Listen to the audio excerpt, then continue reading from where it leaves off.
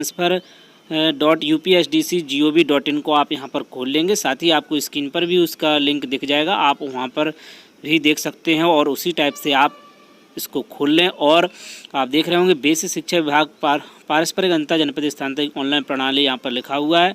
नीचे होम यहाँ पर डिपार्टमेंट लॉगिन के पास है, वहाँ पर इंट्रा डिस्ट्रिक्ट का ऑप्शन था, आप वहाँ पर उसको क्लिक करके ओपन कर सकते हैं। तो यहाँ पर देख सकते हैं आप इस टाइप से ये खुल करके आ जाएगा। यहाँ पर आप देख रहे होंगे पारस्परिक अंतर जनपदीय स्थानांतरण हेतु ऑनलाइन प्रणाली, और वहीं पर नीचे मानव समुदाय आईडी यानी कि आपकी जो है मानव समुदाय आईडी जो है वो आपको फिल करनी होगी।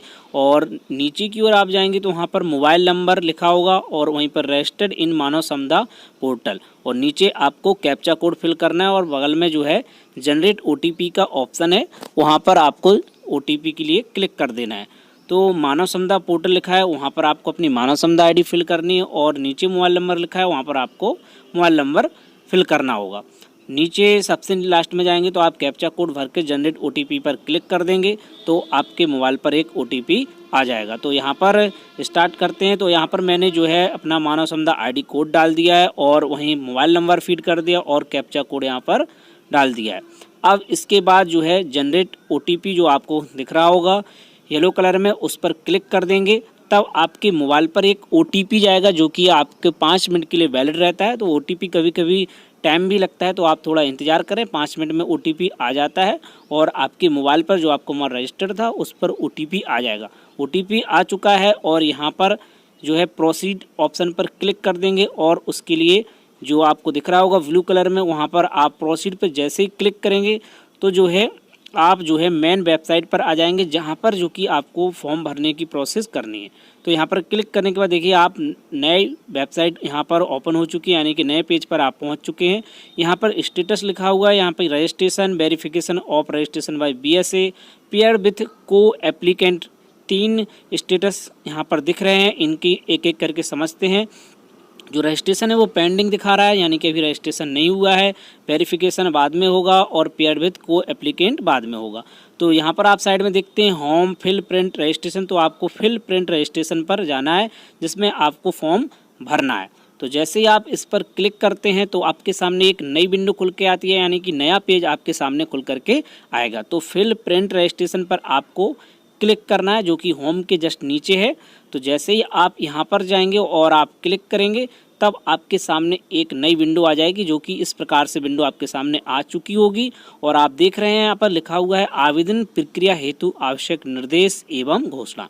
तो यहाँ पर कुछ इम्पोर्टेंट इन्फॉर्मेशन दिए हैं कि जो भी आप दिशा निर्देश है, समय सारणी है, विज्ञप्ति है, उसको आप देख लें और उसी के अकॉर्डिंग ही आप फॉर्म भरें। साथ ही आप में नीचे की ओर आप देखेंगे तो यहाँ पर और भी डिटेल दी हुई है, जैसे पहचान पत्र का प्रकार, voter ID card, PAN card, driving licence, bank passbook with photo.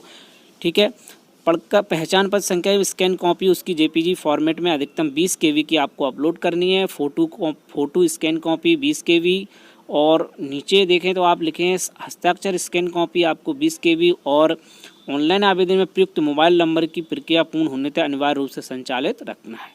तो ये सभी 20 केबी में होनी है और आप इनको अच्छे से पढ़ लें और देख लें।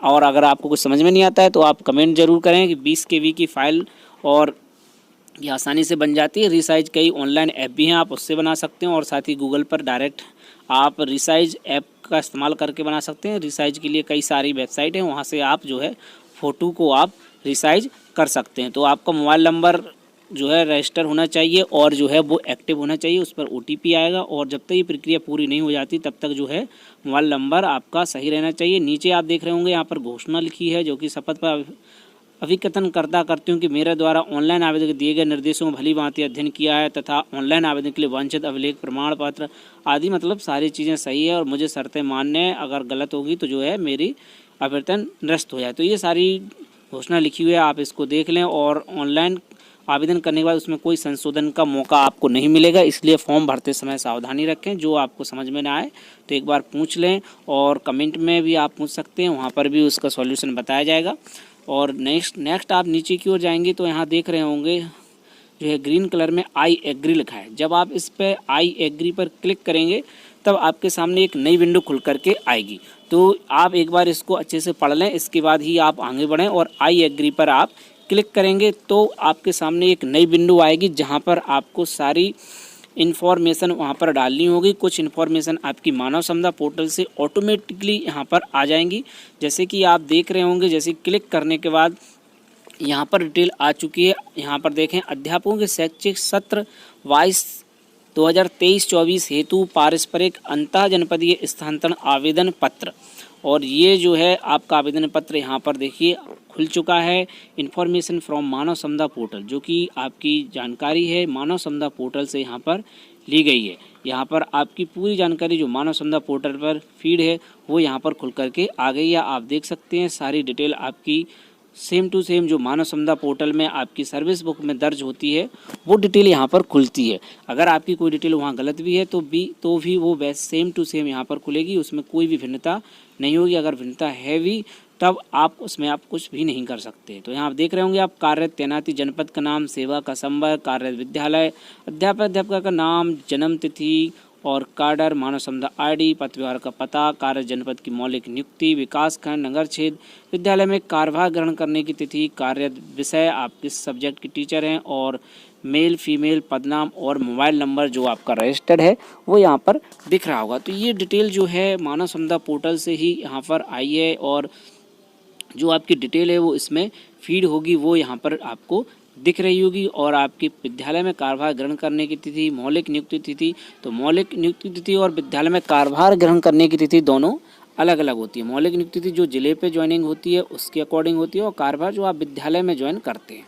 तब आप नीचे की ओर जाएंगे तो यहाँ पर इनपुट्स देखने को मिलेंगे। यहाँ पर फ़ोटो पहचान पत्र के प्रकार में आपको फिल करना होगा, यानी कि जो फ़ोटो पहचान पत्र है वो आपको चूज़ करना होगा, वहीं उसको अपलोड भी करना होगा। स्वयं का एक नवीनतम फ़ोटो अपलोड करना होगा और स्वयं का हस्ताक्षर अपलोड करना होगा। तो यहाँ पर सिर्फ 3 चीज़ें दी हुई हैं। एक तो आपकी voter ID, driving licence, PAN card, bank passbook में से कोई एक चीज़ आपको अपलोड करनी है। तो voter ID, driving licence, PAN card और आपकी लास्ट में बैंक की पासबुक हो जाएगी। तो एक डॉक्यूमेंट ये हो गया। दूसरा है तो ये अपलोड करना है। इसके बाद स्वयं का नवीनतम फ़ोटो, तो 2 डॉक्यूमेंट हो गए। और तीसरा है स्वयं का हस्ताक्षर यानी कि साइन, जो कि आप ब्लू और ब्लैक पेन दोनों से कर सकते हैं। तो 3 डॉक्यूमेंट सिर्फ आपको यहाँ पर अपलोड करने हैं, कोई और अदर्स डॉक्यूमेंट नहीं है। यहाँ पर किसी प्रकार के कोई डॉक्यूमेंट और अपलोड नहीं करना है। तो इन तीनों की आप जो है अच्छे से 20 KB की साइज़ बना करके उनको अलग अलग अपलोड करना है। तीनों की अलग अलग जगह दी हुई है, आप यहाँ पर उनको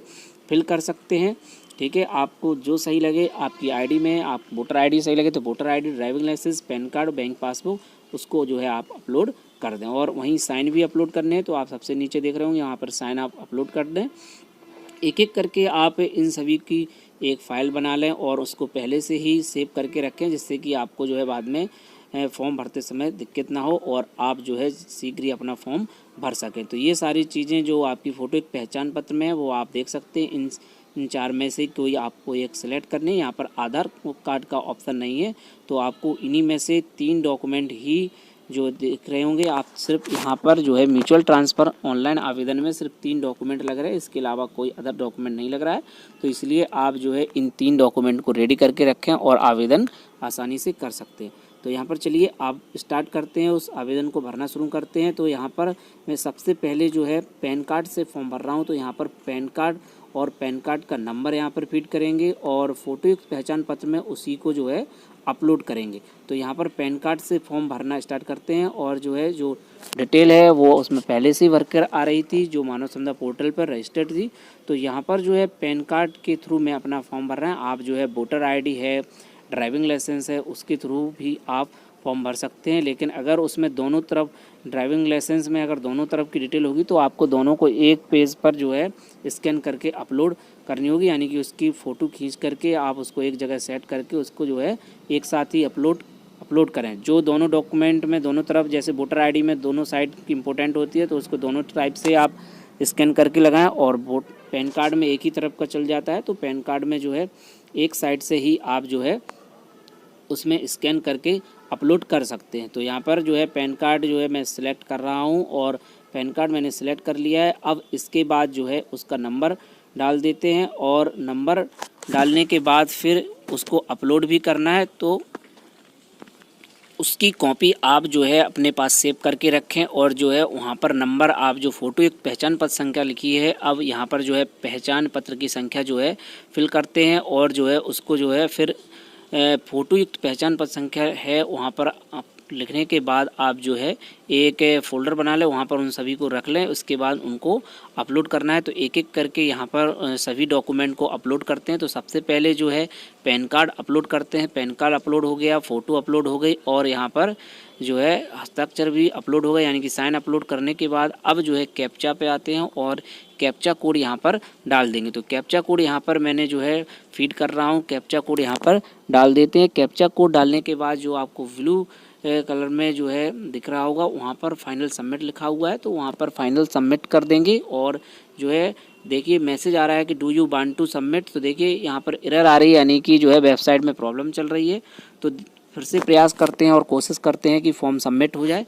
तो एक बार फिर से वेबसाइट को ओपन करते हैं और जो है फिर से OTP मोबाइल पे जाएगा और यहाँ पर फिर से जो है ओपन कर लिया है और यहाँ पर जो है कैप्चा कोड फिर से फिल करते हैं और देखते हैं कि इस बार फाइनल सबमिट फॉर्म होता है कि नहीं होता है। तो एक बार यहाँ पर फिर से चेक करके देखते हैं। तो फाइनल सबमिट के लिए यहाँ पर क्लिक कर दिया है और देखते हैं कि यहाँ पर फाइनल सबमिट होता है या नहीं होता है। तो यहाँ पर थोड़ा सा वेट करना होगा कि फॉर्म सबमिट हो जाए। तो यहाँ पर मैंने क्लिक कर दिया है। अब देखते हैं कि ये फॉर्म सबमिट हुआ है या नहीं हुआ है। तो देख रहे हैं आप यहाँ पर शायद ये फॉर्म सबमिट होने वाला है और do you want to submit के लिए आ गया है और देखिए फॉर्म सबमिट हो गया है। आप इसका प्रिंट भी निकाल सकते हैं, प्रिंट और बैक का ऑप्शन आपको दिख रहा होगा। आप इसको प्रिंट करके अपने पास सेव कर सकते हैं और जो है BSc ऑफिस में जमा करना है तो आप इसको 15 दिन के अंदर इसको जमा करना है, जैसा कि आदेश आया था। और आदेश में बताया गया था कि जो फॉर्म आप फिल करें उसको 15 दिवस के अंदर जो है BSc कार्यालय में जमा करना है। यहाँ पर देखें आप पंजीकरण की संख्या भी आ रही है और पंजीकरण का दिनांक भी दिख रहा है और आपकी फ़ोटो और साइन और साथ ही आपकी जो ID आपने इसमें लगाई है वो दिख रही है। तो इसको सेव कर लेते हैं फॉर्म को और सेव मैं यहाँ पर करने जा रहा हूँ और सेव एज PDF इसको सेव कर लेते हैं और साथ ही इसका एक प्रिंट आउट जो है निकाल कर अपने पास रख लेंगे। साथ ही एक आध कॉपी आप फ़ोटो स्टेट करा कर भी रख लें और साथ ही आप इस फॉर्म को अपनी ईमेल ID पर भी सेंड कर लें, जिससे कि भविष्य में अगर कहीं यूज़ करने की आवश्यकता पड़े तो आप इसको यूज कर सकें। और कोशिश करें कि आप अपने सारे डॉक्यूमेंट एक PDF बना करके अपनी ईमेल ID और अपने एक पेन ड्राइव में ज़रूर सेव रखें, जिससे कि भविष्य में कहीं पर भी आपको लगाने की आवश्यकता पड़ती है तो आप जो है लगा सकें। और कहीं आप डॉक्यूमेंट नहीं ले जाते हैं तो वहाँ पर आप प्रिंट निकलवा करके जमा भी कर सकते हैं। तो ये फॉर्म आपको BSc ऑफिस में जा कर के जमा करना है। यहाँ आप देख सकते हैं होम फाइल प्रिंट रजिस्ट्रेशन लिखा हुआ है, तो यहाँ प्रिंट का ऑप्शन है। यहाँ पर जैसे ही आप क्लिक करते हैं तो आपके लिए प्रिंट के लिए आपका जो फॉर्म फिल हुआ है वो फिर से आ जाता है और आप जो है यहाँ पर प्रिंट कर सकते हो। और जिनका फॉर्म नहीं भरा है तो उनके लिए फिल रजिस्ट्रेशन वाले ऑप्शन पर क्लिक करते हैं तो रजिस्ट्रेशन होने लगता है। अब यहाँ पर स्टेटस में देखें तो रजिस्ट्रेशन डन दिखा रहा है, वेरिफिकेशन ऑफ रजिस्ट्रेशन में BSc खाली है और पेयर्ड विथ को एप्लीकेंट भी अभी खाली है। तो यहाँ पर रजिस्ट्रेशन डन हो चुका है। अब वहीं पर BSc द्वारा इसको वेरीफाई किया जाएगा, फिर इसके बाद ये सेकेंड स्टेप पूरा होगा। वहीं पर पेयर्ड विथ को एप्लीकेंट लिखा है, तब जो है जब आपके जो म्यूचुअल साथी है उनका भी फॉर्म भर जाएगा, तब यहाँ पर थर्ड स्टेज पर आप पहुंचेंगे। तो ये आगे की प्रोसेस है। फिलहाल अभी BSc ऑफिस में इसको जमा करना होगा। जैसे आगे कोई प्रोसेस आगे बढ़ती है तो उसका वीडियो बनाया जाएगा। तो यहाँ पर आदेश जो मेनली थे कि पारस्परिक स्थान थे तो ऑनलाइन स्टैंड तिथि संपूर्ण शिक्षक सत्र के दौरान आप कभी कर सकते हैं और जो है प्रिंट आउट जमा करने की 15 दिवस के अंदर आपको जमा करना होगा। वहीं आवेदन की पात्रता पाते संबंध जिला शिक्षा अधिकारी द्वारा संबंधित विकास खंड के खंड शिक्षा अधिकारी सत्यापन हेतु आवेदन पत्र उपलब्ध कराए जाने की अवधि 15 कार्य दिवस, फिर उसके बाद 15 कार्य दिवस फिर लगेंगे। इसके बाद सत्यापन कराने जाने के उपरांत जिला स्तरीय समिति की बैठक एक संस्तुत की जाएगी और वो 1 माह में अपना निर्णय देगी। इसके बाद शिक्षकों द्वारा पारस्परिक स्थानांतरण संबंधी किसी भी प्रकार की आपत्ति जिला स्तरीय समिति के समक्ष प्रस्तुत करने की अवधि 15 कार्य दिवस और वहीं स्थानांतरण आदेश निर्गत करना एवं कार्यमुक्त आदेश जो है ग्रीष्म अवकाश और शीतकालीन अवकाश में होगा। तो इन 2 समय में जो है सिर्फ जो म्यूचुअल ट्रांसफ़र हो सकते हैं और बाकी के समय में जो है आप फॉर्म भर सकते हैं और बाकी की फॉर्मेलिटी पूरी कर सकते हैं। इसमें सिर्फ 3 डॉक्यूमेंट लगने हैं, तो आप इसको आसानी से भर सकते हैं। कोई बड़ा फॉर्म नहीं है, बहुत ही ईजिली से आप फॉर्म भर सकते हैं। और जमा करने का आप बेसिक शिक्षा अधिकारी कार्यालय में आपको 15 दिवस के अंदर करना है। जो भी नीति निर्धारित की गई थी उसमें यही सारणी के अंतर्गत जो है आपको वर्क करना है जी। ये आदेश जारी हुआ था, इसका PDF आपको डिस्क्रिप्शन बॉक्स में मिल जाएगा। साथ ही आपको जो है शिक्षा विभाग के व्हाट्सएप ग्रुप और टेलीग्राम चैनल पर भी मिल जाएगा। तो आपको ये फॉर्म जो है BSc ऑफिस में 15 दिवस के अंदर जो है जमा करना होगा। तो आप इस फॉर्म की प्रिंट आउट निकाल लें और साथ ही उसके साथ जो डॉक्यूमेंट है जैसे कि आपका नियुक्ति पत्र हो गया, कार्यभार ग्रहण हो गया, विद्यालय में कार्यभार हो गया, और आपको जो ब्लॉक अलॉट हुआ था उसका डॉक्यूमेंट, और BSc ऑफिस से जो लेटर जारी हुआ था ब्लॉक में जाने के लिए, वो सभी को लेकर के आप BSc ऑफिस चले जाएं। साथ ही आप अपने शैक्षिक अभिलेख भी ले जाएं, जो डॉक्यूमेंट लगेंगे आप वहाँ जमा कर सकते हैं। अगर यही फॉर्म अकेला लगता है तो आप इसको अकेले जमा कर सकते हैं, तो उसमें कोई दिक्कत नहीं है, आप इसको भी लेकर के जा सकते हैं। आप एक पूरी फाइल ले जाएं जिससे कि आपको कोई दिक्कत ना हो। वहाँ अगर आप जाते हैं और आपसे कोई डॉक्यूमेंट मांगा जाता है और आप नहीं दे पाते हैं तो आपको परेशानी ना हो। तो आपको ये कार्य जो है 15 दिवस के अंदर ही करना होगा, और उसके बाद फिर जो है आगे की प्रोसेस बढ़ेगी और तब जाकर के आपका म्यूचुअल होगा। ये एक लंबी प्रोसेस